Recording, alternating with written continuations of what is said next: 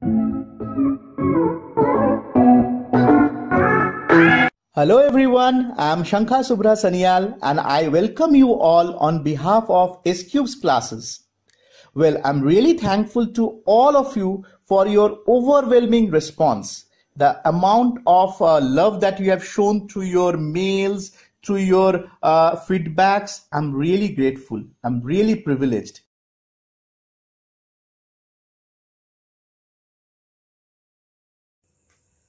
Hello everyone. Today we are going to talk about potential. Now what is potential? To understand potential, let me take an example from real life. You must have seen the tank which is fitted at the top of your building. Now suppose this tank is fitted with another tank of this and they are connected through a pipe. If there is a hole and it's connected through a pipe, if suppose one tank is filled with water completely and the other one is empty, what is supposed to happen? The water from this filled tank is supposed to go through this pipe and fill up this tank, isn't it? This is what is going to happen, and there would be a time when both these levels will become equal, when water from this filled tank has already got reduced and it has filled up the other tank, isn't it? Water will flow till that point when the levels in both the tanks are equal. Why did I take this example? Because this will help me in making you understand what is potential. Potential has something to do with the heights. You must have seen, or when you open the taps in your basin, the water flows from the overhead tank. But have you ever seen, without applying any external force, the water from a tap can go to the overhead tank? Of course not, right? So let's learn more details about what is a potential. But we'll try to understand electric potential over here.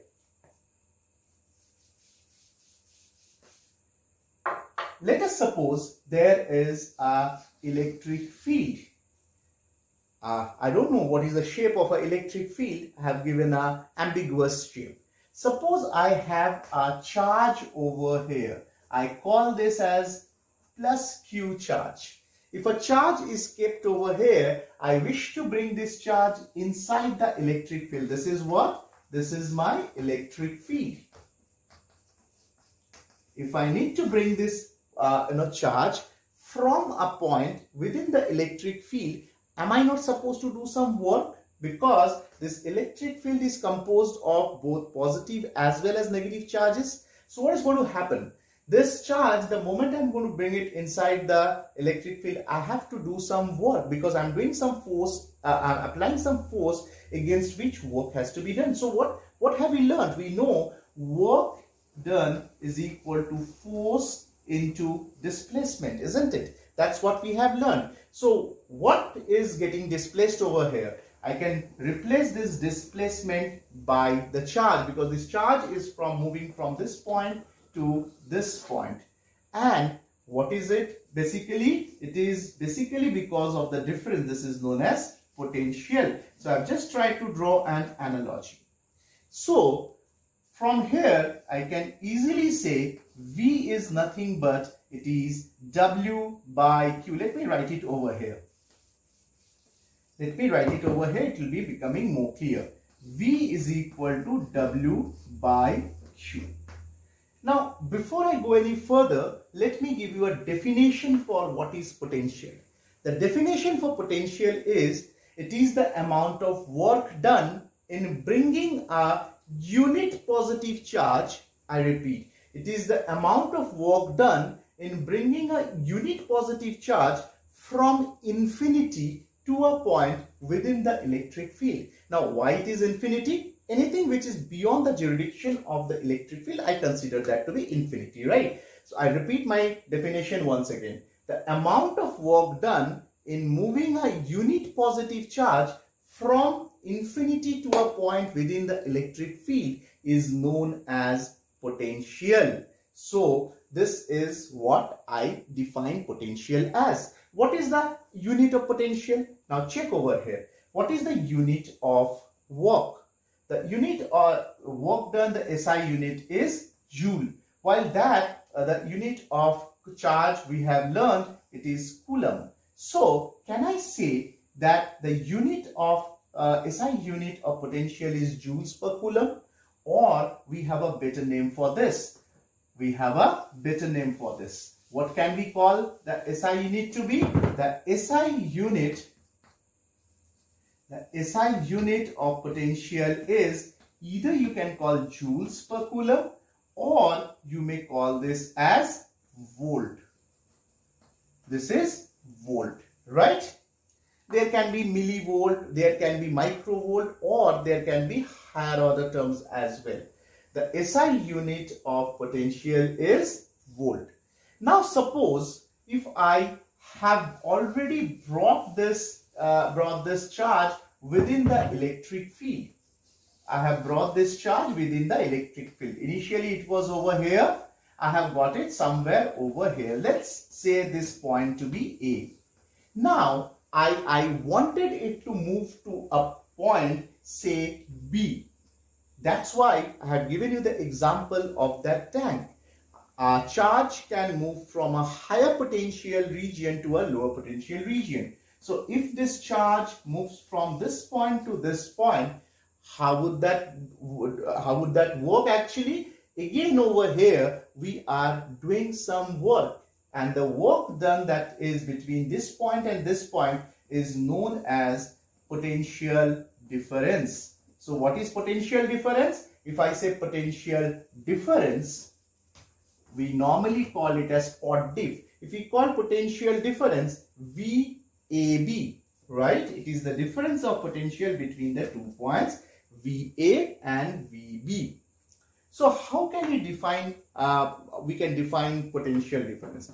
The potential difference can be defined as the amount of work done in moving a unit positive charge from a point within the electric field. This is the electric field, right? From within the electric field to another point within the electric field. Now initially for potential, what do we say? We say that it's being brought from infinity to a point within the electric field.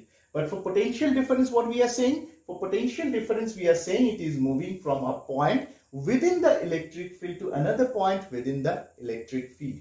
What is its unit? Again, the unit over here is volt. Since it's the difference, we know this is also in volt, this is also in volt. So the unit of potential difference will also be volt. We'll be more concerned, during the course of our chapter called current electricity. We'll try to talk about this potential difference rather than potential, to be very honestly speaking. We'll be talking about potential difference between 2 points. What is this measured with? The potential difference, the instrument potential difference is measured with, is known as a voltmeter.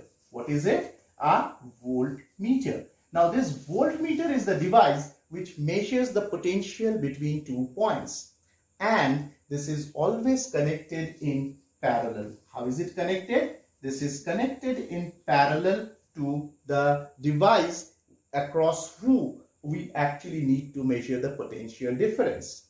Again, we need to be very clear about one point over here. The voltmeter must be having infinite resistance. What is it? It should have infinite resistance.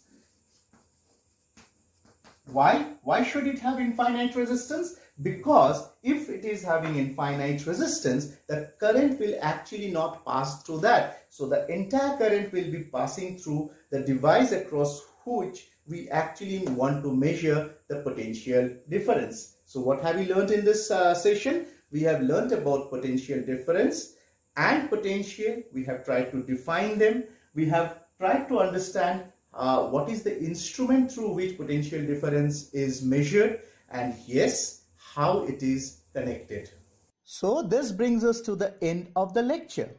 Well, before I sign off, as I always do, I would request you, in case you have any queries, please do feel free to write to me at scubesclasses@gmail.com, or you can WhatsApp me on the numbers given on your screen. It would be a privilege on my part to be addressing your queries. Thank you so much.